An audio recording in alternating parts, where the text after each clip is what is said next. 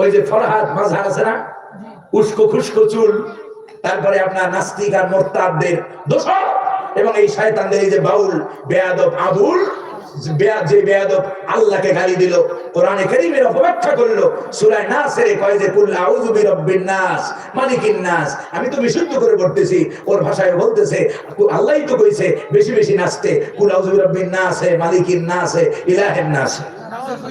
নাউযুবিল্লাহ বলবেন না? গজব কেন আসে? গজব কেন আসে? আর ফরহাদ মাজার কয় এই যে আবুল সরকারকে গ্রেফতার করা মানে আমারে গ্রেফতার করা। আর বেয়াদব কুলাঙ্গার সারিয়া কবিরের মতো নাস্তিক আর মুরতাদগুলো যেরকম জেলে, এই রকমের এই ফরহাদ মাজার, এই সাদা সুললা, এ মুসলমান নয়, এ হলো জিন্দিক, ভারতের সর রয়ের দালাল। ঠিক কিনা? মুসলমানদের ভিতরে বাংলাদেশের স্থিতিশীলতা নষ্টের জন্য এই বেয়াদব ফরহাদ মাজার দায়ী।